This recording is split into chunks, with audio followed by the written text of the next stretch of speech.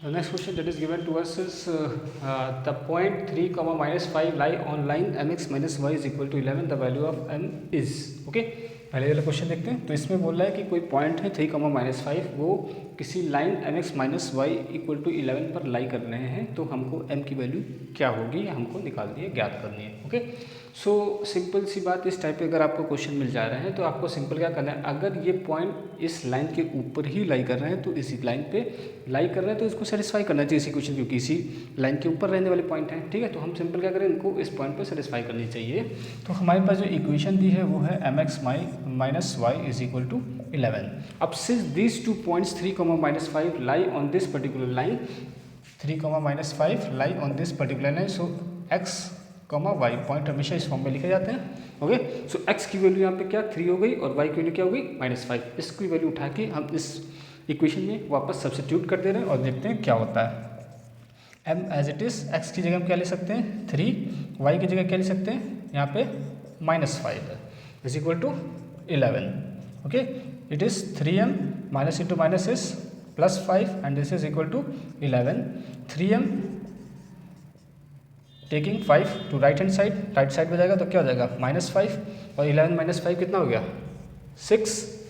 Fine, तो 3m की value कितनी हो गई 6, तो m की वैल्यू कितनी हो गई 6/3, 3 1 जा 3, 3 2 जा 6। तो फाइनल m जो हम लोगों से इस क्वेश्चन में पूछा गया कि m की वैल्यू क्या होगी, तो m की वैल्यू कितनी होगी 2।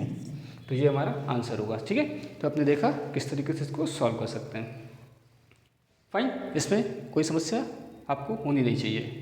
According to me there should be no problem to you, because simplest जो भी आपको दिया लास्ट वैल्यू वहाँ पे आपको सब्स्टिट्यूट करना, सब्स्टिट्यूट करेंगे, एक्स की जगह वाई लिख दिए, वाई की जगह वाई लिख दिए, वो इक्वेशन बन जाएगी और इस इक्वेशन को आपको सॉल्व करना है। सिर्फ एम अननोन होगा और एम आप इसीलिए कैलकुलेट कर सकते हैं। Let's move to next question. The second question that is given is √3 sin theta equal to cos theta then value of theta, यानी कि यहाँ पे एंगल क्या होगा। Okay, it is again the simplest form of question of the trigonometry. If you see √3 written here, okay, sin theta is equal to cos theta यहाँ पे लिखा हुआ। ठीक है, हम क्या कर सकते हैं, कॉस थीटा को इधर ले आइए और √3 को उधर लेके चले आइए।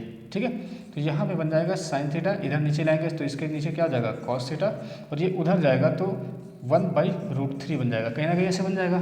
फाइन, अब देखेंगे साइन थीटा अपन कॉस थीटा, इसको हम लोग क्या बोलते हैं टैन थीटा, क्योंकि टैन थीटा होता है, tan theta is sine theta upon cos theta. Okay, और दिस इज 1/√3। अगेन आपको पता होना चाहिए 1/√3 टैन में किसकी वैल्यू होती है, टैन थीटा के इक्वल टैन में किसकी वैल्यू होती है, तो 1/√3 होती है टैन यस 30 डिग्री।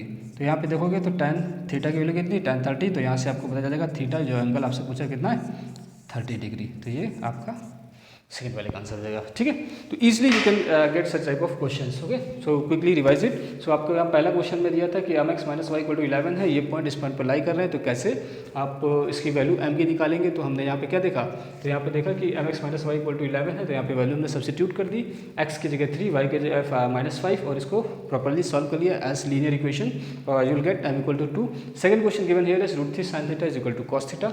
हमको चाहिए था कि थीटा की वैल्यू क्या होगी, एंगल क्या होगा, तो थोड़ा सा चेंज किया, cos थीटा इधर ले आए और √3 को उधर ले गए, तो ये sin थीटा अपन cos थीटा बन गया। ये होता है tan थीटा, tan थीटा की 1/√3 tan में किसकी वैल्यू होती है 30 डिग्री, 30 डिग्री होती है, tan theta is 30 degree. Okay, hopes you like this video. If you like this please do share, subscribe with your friends and thank you for watching.